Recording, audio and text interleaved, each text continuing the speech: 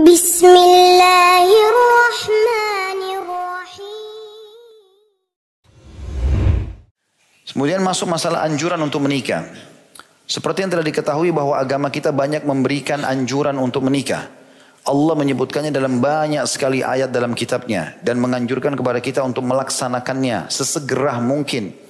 Di antaranya firman Allah Ta'ala dalam surah Al-Imran tentang Nabi Zakaria alaihissalam. Dalam surah Al-Imran ayat 38. A'udzubillahi minasyaitonirrajim. Rabbi habli min ladunka dzurriyyatan thayyibah innaka sami'ud du'a. Ya Rabbku, berikanlah aku dari sisimu seorang anak yang baik, sungguhnya engkau maha pendengar doa. Juga Allah berfirman tentang Zakaria dalam surah Al-Anbiya ayat 89. A'udzubillahi minasyaitonirrajim wa Zakaria idh nada rabbahu rabbi la tadarni fardan wa anta khairul warithin. Dan ingatlah ketika Zakaria tak kala ia menyuruh Rabbnya dan mengatakan, ya Rabb kami, janganlah engkau membiarkan aku hidup seorang diri dan engkaulah pewaris yang paling baik. Juga dalam firman Allah yang lain dalam surah Ar-Ra'd 38, Allah berfirman, A'udzubillahi minasyaitonirrajim, wa laqad arsalna rusulan min qablika wa ja'alna lahum azwajan wa dzurriyyah. Dan sungguhnya kami telah mengutus beberapa rasul sebelum wahai Muhammad dan kami memberikan kepada mereka istri-istri dan juga keturunan. Juga Allah SWT memerintahkan, jadi tadi kalau kisah Nabi Zakaria adalah beliau meminta kepada Allah Subhanahu Wa Taala dari pernikahannya ini, dari pergaulan dengan istri dikaruniai anak. Maka penulis mengangkat ini sebagai istidlal, salah satu dalil bahwasanya perintah dalam Al-Quran ya, menyebutkan tentang kisah Zakaria ingin anak dari istrinya adalah kisah tentang pernikahan. Begitu juga dengan masalah tadi, ayat yang baru saja kita baca bagaimana Allah SWT memastikan kepada Nabi Muhammad SAW pada saat beliau disoroti, Muhammad itu suka menikah dan seterusnya karena istrinya lebih dari satu. Maka turun firman Allah SWT ini, bukan hanya kau hai Muhammad. Rasul-rasul sebelummu pun kami berikan mereka istri-istri dan keturunan-keturunan. Bahkan kalau membahas poligami, Nabi Sulaiman alaihissalam itu punya 99 istri. Gitu kan. Lebih banyak daripada Nabi Muhammad alaihissalam. Gitu kan. Hadits yang masyhur yang beliau lupa mengucapkan insya Allah. Yang kata Nabi Sulaiman alaihissalam, malam ini aku akan gauli 99 istriku dan aku berharap semuanya hamil dan melahirkan mujahid. Tapi dia lupa mengatakan insya Allah. Maka gagallah kehamilan tersebut.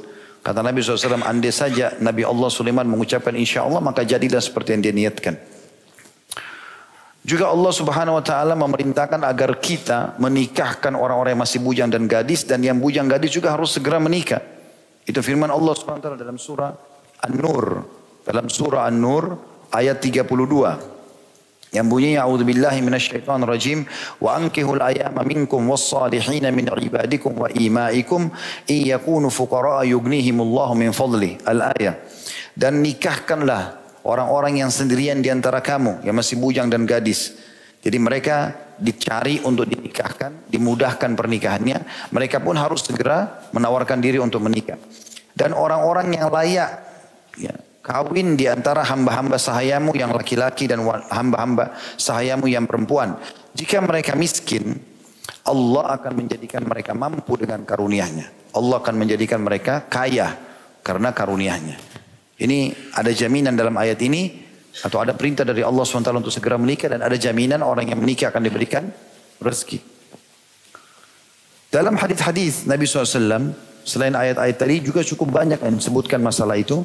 Di antaranya adalah hadis yang diriwayatkan atau disahihkan oleh Syekh Albani dalam silsilah hadis sahih nomor 625 dari Anas bin Malik radhiyallahu anhu bahwasanya Rasulullah SAW bersabda, "Idza tazawwaja al-'abd wa qad istakmala nisfad din falyattaqillah fi ma baqi." Jika seorang hamba telah menikah maka dia telah menyempurnakan separuh agamanya, maka oleh karena itu hendaklah ia bertakwa kepada Allah dari separuh yang tersisa. Ini sudah saya jelaskan tadi tentang masalah bagaimana orang kalau sudah menikah menyelamatkan setengah agamanya. Juga Nabi SAW memotivasi orang menikah, tapi dengan bahasa yang menyentuh dari sisi yang lain, adalah sabda beliau yang masyhur diriwayatkan oleh Tirmidzi nomor 244 dan hadis ini hasan.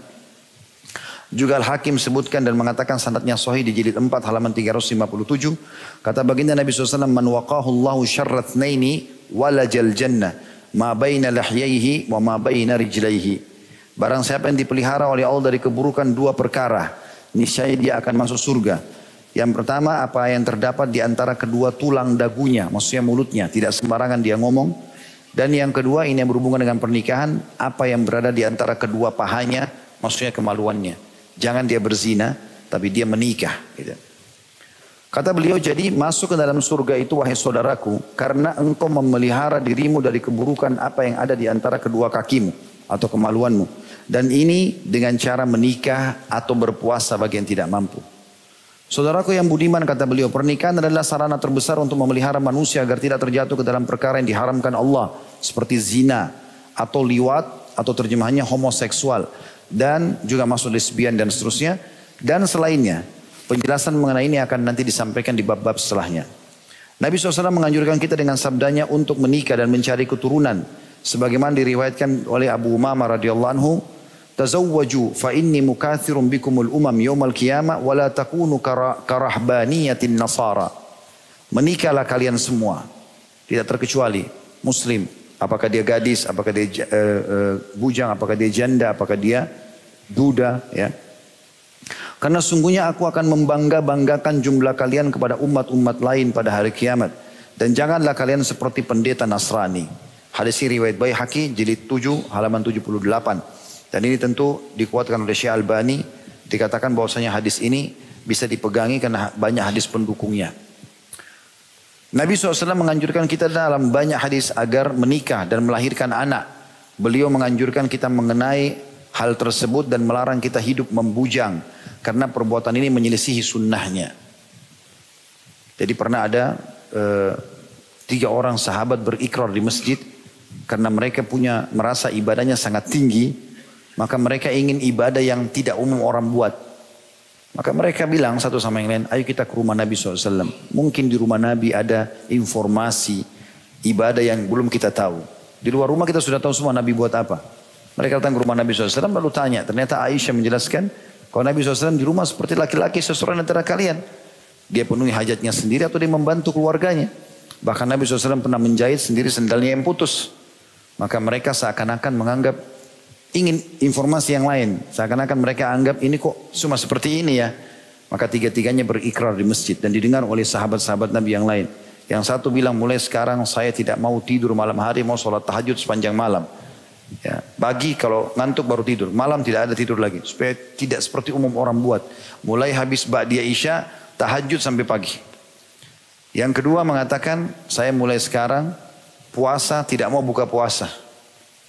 Kecuali saya sudah tidak tahan. Jadi kayak misalnya hari ini Kamis antum puasa. Orang azan buka puasa dia tidak mau buka puasa. Dia tahan sampai besok. Masih tahan sampai hari ketiga. Dia mau buat berbeda. Yang ketiga bilang mulai sekarang saya nggak mau nikahi wanita. Daripada mengganggu ibadah saya nggak mau berurusan sama perempuan. Nabi SAW dengar. Naik di atas mimbar. Lalu beliau berkhutbah. Memuji Allah dan membaca salawat untuk diri beliau SAW. Lalu beliau mengatakan. Telah sampai kepada saya berita begini dan begitu. Ada orang begini dan begitu di antara kalian. Maka ketahuilah aku orang yang paling bertakwa kepada Allah di antara kalian. Aku tidur di malam hari dan aku sholat. Artinya Nabi habis isya tidur. Tapi nanti bangun sepertiga malam. Aku juga berbuka puasa. Tiba maghrib boleh puasa. Buka puasa. Dan aku menikahi wanita. Sampai menolak sunnahku bukan dari golonganku. Kata beliau, saya kemukakan kepadamu saudaraku yang budiman sejumlah hadis yang menunjukkan hal itu. Yang pertama, nikah adalah sunnah para rasul. Nikah adalah salah satu sunnah para rasul. Lantas apakah engkau akan menjauhinya wahai saudaraku yang budiman? Kata beliau. Imam Tirmizi meriwayatkan dari Abu Ayyub radhiyallahu anhu. Ia menuturkan bahwa Rasulullah SAW bersabda, Arba'un min sunanil mursalin. Al-haya'u wa ta'attur wa siwaku wa nikah. Ada 4 perkara yang termasuk sunnah para rasul. Rasa malu untuk melanggar hukum-hukum Allah. Yang kedua memakai wangi-wangian. Yang ketiga bersiwak. Dan yang keempat menikah. Ini hadis riwayat Tirmizi nomor 1086. Dan dikatakan dalam kitab nikah dan hadis ini hasan sahih. Yang kedua siapa yang mampu di antara kalian untuk menikah maka menikahlah. Ini hadis Nabi juga. Nabi SAW memerintahkan kita sekalian. Sebagaimana diriwayatkan oleh Bukhari dari Abdullah bin Mas'ud radhiyallahu anhu yang menuturkan. Kami bersama Nabi SAW sebagai pemuda yang tidak mempunyai sesuatu. Miskin sekali. Kami sangat miskin kata Abdullah bin Mas'ud. Lalu beliau bersabda kepada kami. Dalam kondisi sahabat-sahabat yang sedang dihadapi miskin semua. Ya ma'syarasy syabab. Hai sekalian anak muda. Man istata' minkumul ba'a falyatazawwaj. Barang siapa dan antara kalian yang mampu menikah maka menikahlah. Sebagian ulama menerjemahkan makna ba'ah bagi laki-laki mampu melakukan biologis dengan istrinya, kemudian dia juga siap untuk memberikan nafkah harian buat istrinya. Karena kewajiban kita setiap hari memberikan makan, minum, pakaian, tempat tinggal, transportasi semampu kita. Besok kita meninggal sudah gugur kewajiban. Berarti hanya itu saja. Satu hari itu kita mampu bawa satu bungkus nasi uduk, ya makan berdua sama istri. Kita bisa tinggal di gubuk dari kayu, ya sudah dari itu yang kita tinggal sama istri. Seperti itulah. Karena menikah itu lebih dapat menahan pandangan dari yang haram dan lebih memelihara kesucian kemaluan. Dan barang siapa yang tidak mampu, maka hendaklah ia berpuasa karena puasa dapat menekan syahwatnya atau sebagai tameng. Hadis ini riwayat Bukhari nomor 5066 dalam Kitabun Nikah dan juga Muslim 1402 dalam Kitabun Nikah, Tirmidzi juga dalam Kitabun Nikah nomor 1087. Ada di bagian bawah pensyarah kitab Tuhfatul Ahfadhi, bukunya Ibnu Qayyim, berkata al-ba'u dalam hadis asalnya dari bahasa Arab berarti jima, yang diambil dari kata al-maba'ah yang berarti tempat tinggal juga. Mampu dalam hadis ini memiliki dua makna, mampu berjima dan mampu memikul beban nikah. Tadi memberikan nafkah itu. Tapi yang harian sesuai dengan kemampuan kita. Demikian maksud dalam hadis tersebut. Semuanya dikatakan oleh Ibnu Taimiyah rahimahullah di halaman 12 dalam kitab Tuhfatul Ahwadhi. Kemudian para ulama juga berkata, adapun orang yang tidak mampu berjima, maka ia tidaklah butuh berpuasa. Jika demikian, maka makna keduanya lebih sahih. Maksudnya adalah berpuasa itu kalau dia betul-betul punya syahwat yang besar, kemudian dia tidak tahan lagi, dia boleh berpuasa untuk meredam syahwatnya. Tapi kalau dia tidak terikut dengan hawa syahwatnya, maka tidak butuh juga dia berpuasa sunnah. Artinya dalam masalah hadis ini saja ya, ibadah sunnah dianjurkan atau puasa sunnah dianjurkan. Yang ketiga, hadis Nabi SAW tentang orang yang menikah dengan niat menjaga kesucian dirinya, maka Allah pasti menolongnya dan memberinya rezeki. Kata beliau, saudaraku yang budiman, jika engkau ingin menikah, maka ketahuilah bahwa Allah akan menolongmu atas perkara itu. At-Tirmidzi meriwayatkan dari Abu Hurairah radhiyallahu anhu bahwasanya Rasulullah SAW bersabda, "Thalathatun haqqun 'ala Allahi aunuhum, al-muqatabul ladzi yuridul ada, wan nakihul ladzi yuridul afaf, wal mujahidu fi sabilillah." Sudah masuk waktu? Ada 3 orang yang pasti akan ditolong oleh Allah. Artinya diberikan rezeki dan penuhi kebutuhannya. Yang pertama, seorang budak yang ingin menebus dirinya dengan menyicil kepada tuannya. Namanya mukatab. Jadi kalau sekarang zaman ini tidak ada. Kalau zaman dulu ada budak. Kalau kita beli di pasar berbudakan, kita bisa dia bisa menebus dirinya. Misal dia katakan pada tuannya, saya mau bebas. Bagaimana caranya? Tuannya bilang, kau bayar 10 juta. Majikannya bilang, kau cicil bayar 10 juta. Dia bilang, saya bisa tapi cicil sebulan 1 juta. Jadi 10 bulan lunas gitu. Makanya namanya mukatab. Seperti kasus Salman Al-Farisi radhiyallahu anhu. Beliau pernah menjadi budak atau hamba saya di tangan seorang Yahudi. Dan dia minta ditebus. Ya, Salman menebus untuk menjadi mukatab dengan 1000 pohon kurma. Kemudian yang kedua, orang yang pasti Allah tolong adalah orang yang menikah karena ingin memelihara kesucian kemaluannya, tidak berzina. Dan yang ketiga adalah mujahid di jalan Allah subhanahu wa ta'ala. Kita baca poin keempat baru azan insyaAllah. Yang keempat, menikahi wanita yang berbelas kasih dan subur atau banyak anak adalah kebanggaan bagimu pada hari kiamat. Kata beliau, saudaraku yang budiman, jika kamu hendak menikah, carilah dari keluarga yang wanita-wanitanya dikenal subur atau banyak anak dan berbelas kasih kepada suaminya. Maksudnya lembut, ramah. Karena Nabi SAW membanggakanmu mengenai hal itu pada hari kiamat. Berdasarkan diriwayatkan oleh Abu Dawud dari Ma'akil bin Yasar radhiyallahu anhu yang menuturkan, seseorang datang kepada Nabi SAW mengatakan, aku mendapatkan seorang wanita, dalam riwayat lain disebutkan memiliki kedudukan dan kecantikan. Orang ini kaya dan cantik, tapi ia tidak dapat mempunyai anak atau mandul. Apakah aku boleh menikahinya? Kata orang itu kepada Nabi SAW. Maka beliau SAW menjawab, tidak. Kemudian dia datang kepada beliau untuk kedua kalinya. Tapi beliau melarangnya. Kemudian dia datang kepada beliau yang ketiga kalinya. Maka beliau melarangnya.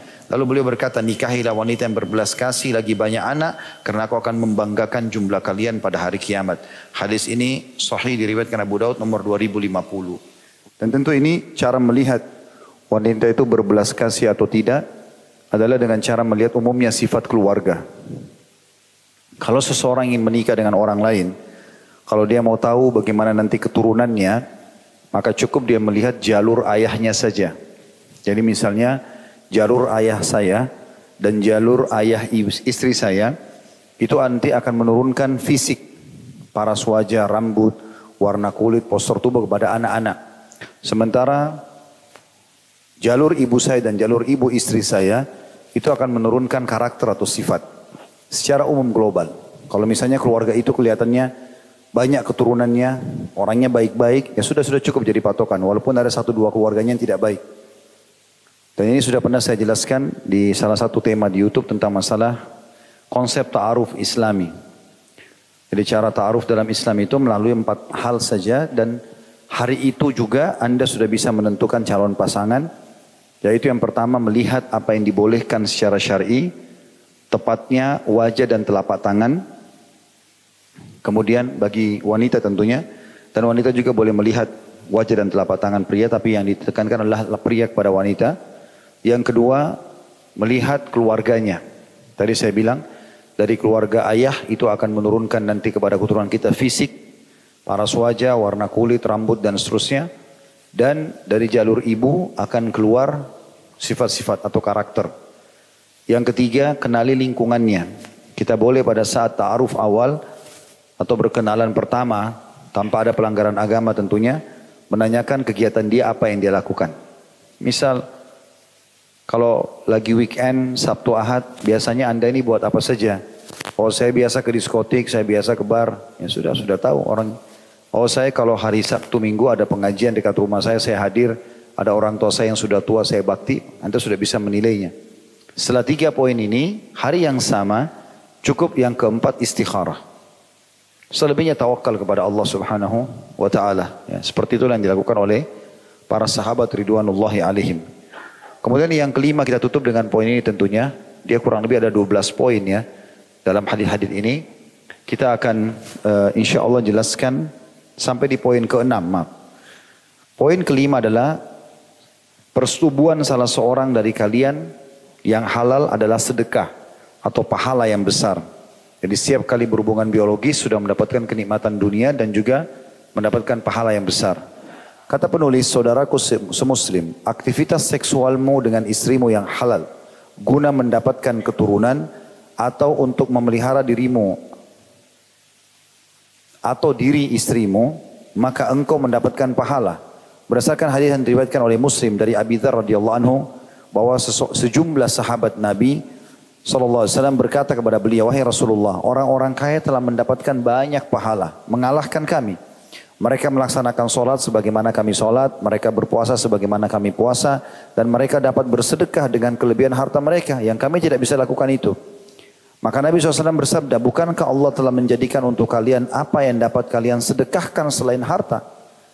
Setiap tasbih yang diucapkan, subhanallah, dihitung sedekah. Setiap takbir, Allahu Akbar adalah sedekah. Setiap tahmid, alhamdulillah adalah sedekah. Setiap tahlil, la ilaha illallah adalah sedekah. Menyeru kepada ma'ruf yang benar dan baik, perintah agama, maka sedekah. Mencegah dari mungkar, pelanggaran-pelanggaran agama adalah sedekah. Dan persetubuhan salah seorang dari kalian dengan istrinya atau pasangan halalnya adalah sedekah. Maka para sahabat bertanya, wahai Rasulullah, apakah salah seorang dari kami melampiaskan syahwatnya akan mendapatkan pahala? Maka beliau bersabda, bagaimana pendapat kalian seandainya dia melampiaskan syahwatnya kepada yang haram, zina? Apakah dia mendapatkan dosa? Maka demikian pula jika ia melampiaskannya kepada yang halal, maka dia mendapatkan pahala. Hadis ini riwayat Muslim nomor 1006. Imam Nawawi rahimahullah berkata, sabda Nabi SAW, persetubuhan salah seorang dari kalian adalah sedekah, dimutlakkan atas jima. Ini adalah sebagai dalil bahwa perkara-perkara mubah akan menjadi ketaatan dengan niat yang benar. Jima menjadi ibadah jika diniatkan untuk memenuhi hak istri dan mempergaulinya dengan baik sebagaimana Allah memerintahkan kepadanya. Atau diniatkan untuk mendapatkan anak yang soleh. Atau memelihara diri agar jangan terjerumus dalam yang haram atau zina. Dari Abu Hurairah radhiyallahu anhu bahwasanya Rasulullah SAW bersabda, jika manusia mati maka amalnya terputus kecuali dari 3 perkara, sedekah jariah, ilmu bermanfaat dan anak soleh yang senantiasa mendoakannya. Hadis riwayat Muslim. Hadis ini memberikan gambaran kepada kita, kalau teman-teman sudah memahami tentang bobot besarnya dosa zina, dia adalah salah satu dari 7 dosa yang membinasakan. Bersederetan dengan syirik, sederetan dengan durhaka sama orang tua, riba, zina juga masuk dalamnya, gitu kan. Maka bagaimana besarnya kadar dosanya zina itu, begitulah juga nanti besarnya kadar pahalanya orang yang berhubungan biologis yang halal. Nah dalam poin ini, saya tidak tahu ke depannya apakah dibedah oleh penulis buku atau tidak. Bagi anda yang sudah berumah tangga di sini, jangan pernah merasa jenuh dengan itu. Dan berusaha untuk selalu komunikasi sehat dengan pasangan halal. Bahasakan apa yang anda inginkan, selama itu boleh dalam agama. Dari jenis pakaian, penampilan, ya, bau badan, ya, kemudian apalah, ya, tata cara yang memang tata cara itu tidak ada haram dalam syariat. Nah, dalam biologi semuanya halal kecuali meletakkan kemaluan di kemaluan pada saat haid dan nifas atau meletakkan kemaluan di dubur. Ya. Selain daripada ini maka masuk dalam istimta atau menikmati yang dihalalkan. Makanya tradisi sahabat di Mekah, orang-orang Mekah, kalau biologis mereka biasa melakukan variasi dalam biologis itu. Ya mereka di atas, istrinya di atas, kadang-kadang dibalik segala macam. Mereka lakukan variasi itu. Masyarakat Madinah tidak terbiasa. Wanitanya hanya tidur di bawah, suaminya di atas. Mereka tidak mengenal variasi-variasi itu. Maka waktu sahabat-sahabat hijrah dari Mekah ke Madinah, ada di antara mereka yang menikah dengan wanita Madinah. Waktu menikah, mereka mau terapkan cara biologis Mekah. Maka wanita Madinah menolak, nggak mau. Nah, tidak terjadi biologis dan ini menjadi masalah dalam rumah tangga tersebut sampai didengar oleh Nabi SAW. Waktu itu didengar oleh Nabi SAW turun ayat Al-Quran khusus bicara masalah itu. A'udhu billahi minasyaitan rajim. Nisa'ukum harthun lakum fa'atu harthakum anna syi'tum wa qaddimu li anfusikum. Al-ayat. Istri kalian adalah ladang kalian, datangilah semau kalian. Silakan bervariasi. Allah turunkan Al-Quran begitu. Ya, dan dahulukan diri kalian. Apa yang kalian inginkan lakukan. Maka sudah semestinya kata ulama bagi suami istri menutup semua pintu syaitan dalam masalah ini. Memunculkan bau badan, memunculkan bau mulut, memunculkan kata-kata kasar, menghilangkan gairah pasangan. Ini semua dilarang dalam agama. Sebaliknya membangkitkan semua itu adalah hal yang dibolehkan. Ada sebuah asar yang disebutkan oleh sebagian ulama. Kata Nabi SAW, istri ahli surga istri yang justru bisa membangkitkan syahwat suaminya. Kalau dalam hadis sahih, Nabi SAW mengatakan sebaik istri atau istri ahli surga adalah istri yang kalau kau lihat kepadanya kau akan senang. Makna senang, senyumnya, penampilannya, ya, bajunya, bau badannya, segala macam masakannya, apalah tutur katanya semuanya menyenangkan. Dan kalau kau perintahkan dia mendengar. Ya. Jadi dalam masalah ini harusnya ada kiat-kiat yang dilakukan gitu kan. Saya pernah mengadakan pelatihan manajemen rumah tangga Islami. Saya bagi menjadi 10 materi, manajemen rumah tangga Islami 1 sampai 10. Manajemen rumah tangga Islami 1 dan 2 itu umumnya membaca masalah, membahas seperti ini. Definisi nikah lah, hak dan kewajiban dan seterusnya. Manajemen rumah tangga Islami 1. Manajemen rumah tangga Islami 2 saya membahas tentang hak anak, nama-nama yang baik, akikah, tahnik dan seterusnya. Kemudian juga saya membahas tentang masalah bakti sama orang tua dan hak kerabat. Di manajemen rumah tangga Islami 3 sampai 10, 7 kali. 7 tema itu semuanya judulnya kiat-kiat mempertahankan rumah tangga. Di antaranya adalah menikmati dan memperindah biologis itu. Karena Allah halalkan. Bahkan Nabi SAW melakukannya dengan sangat baik. Dan Aisyah sering ditanya radhiyallahu anha tentang bagaimana biologis Nabi SAW. Dan beliau rincikan semuanya. Itu juga sudah saya bedah di buku khusus masalah rumah tangga mirip ini judulnya Mahkota Pengantin. Dan mudah-mudahan nanti insya Allah di buku ini pun ada penjelasan masalah itu. Dan ini bukan aib untuk dibahas. Bahkan Nabi SAW kadang-kadang di depan sahabat bertanya. Di antaranya beliau menegur para sahabat yang menceritakan kelebihan pasangannya. Beliau mengatakan, sesungguhnya orang yang paling buruk kedudukannya di sisi Allah pada hari kiamat adalah orang yang atau seorang suami yang telah menggauli istrinya. Kemudian istri telah menggauli atau mendatangi suaminya lalu keduanya menyebarkan perbuatan itu. Lalu Nabi SAW juga bilang, mungkin seseorang di antara kalian mengucapkan itu. Misal seorang suami mendapatkan istri yang sangat memuaskan dia. Bau badan lah, senyumannya lah, pelayanannya lah, segala macam termasuk biologisnya. Lalu kemudian dia cerita sama teman-temannya laki-laki yang lain. Oh istri saya itu begini dan begitu. Kata Nabi SAW, mungkin seseorang di antara kalian mengucapkan itu. Kelebihan pasangannya. Atau seorang perempuan begitu juga. Suaminya sangat memuaskan. Lalu dia cerita-cerita tentang suaminya begini, suaminya di depan teman-temannya. Maka kata Asma binti Yazid radhiyallahu anha, betul ya Rasulullah. Laki-laki melakukan dan perempuan melakukan itu di Madinah. Kata Nabi SAW, jangan kalian lakukan itu. Karena seperti perumpamaan orang seperti itu yang menceritakan kehebatan pasangannya dalam biologis. Seperti syaitan laki-laki ketemu dengan syaitan perempuan di jalan. Lalu kemudian mereka biologis. Ya, sementara semua orang melihatnya. Jadi sering kali Nabi SAW luruskan itu. Kesalahan-kesalahan. Gitu kan. Pernah ayat Al-Quran turun khusus menegur sahabat yang tidak mau lagi menggauli istrinya karena dianggap istrinya sudah tua. Lalu dia mengatakan, kau sudah seperti ibuku. Kalimat ini tidak boleh ini, ya. Namanya zihar dalam hukum zihar. Ini dia harus bayar kafarah si laki-laki karena istrinya bukan ibunya, gitu kan. Tapi seperti itulah hukum-hukum syar'i dan kita tahu ada surah An-Nisa, ada surah At-Talaq yang menjelaskan banyak yang berhubungan dengan masalah-masalah rumah tangga dan interaksi suami istri ini. Intinya teman-teman sekalian, syaitan seringkali menghiasi kalau kita mau berzina. Mungkin orang yang kita temani itu orang yang jelek, orang yang akhlaknya buruk, naudzubillah pelacur-pelacur atau laki-laki yang tidak benar, tapi syaitan membangkitkan syahwat kita sama mereka. Sementara pasangan kita yang sudah halal, di rumah, udah bersih, mungkin di pandangan orang sangat cantik atau sangat gagah, tapi syaitan mengelabui kita dengan cara menutupi itu. Makanya seringnya melakukan aktivitas biologis dengan pasangan ini akan menepis semua was-was syaitan itu. Mirip dengan kalau antum biasakan sholat malam, maka godaan syaitan akan menipis di situ. Dia nggak bisa lagi goda kita. Yang dia bisa goda orang yang jarang sholat malam. Sehingga tetap malas. Seperti itulah. Karena sudah menjadi sebuah kebiasaan. Maka harus hati-hati teman-teman sekalian. Hidupkan suasana ini. Sampai Abdullah bin Umar radhiyallahu anhu, bagi yang sudah menikah perlu memahami riwayat ini. Beliau saking rutinnya melakukan biologis halal sama pasangannya. Sampai-sampai kalau beliau berbuka puasa, beliau habis makan kurma 3 butir, minum air putih, sholat maghrib, balik langsung biologis dengan istrinya. Untuk mengambil pahala yang besar dari biologis halal ini karena dia seimbang dengan dosa zina yang haram. Yang keenam, dalam tadi saya perlu tekankan juga dalam pelatihan yang saya sampaikan itu, saya mengadakan pelatihan dan ternyata banyak sekali ikhwat dan akhwat yang ikut pelatihan itu dalam rumah tangga. Kami nginap misalnya di luar kota, Jumat sampai Ahad. Kemudian nanti ada pelatihan-pelatihan di situ. Saya coba buat pelatihan, bagaimana saya ingin tahu apakah memang sudah diterapkan atau tidak dalam rumah tangga. Ternyata hampir mayoritasnya tidak pernah lakukan itu. Saya siapkan meja di hotel itu. Kemudian di situ di atas meja ada saya tulis tulisan kata-kata untuk mengucapkan sayang, mengucapkan rindu, mengucapkan cinta. Mengajak biologis dengan bahasa jelas pada pasangan. Menggodahnya atau merayunya dengan bahasa-bahasa yang tidak ada haramnya, itu ternyata nggak diucapkan oleh banyak ikhwat dan akhwat.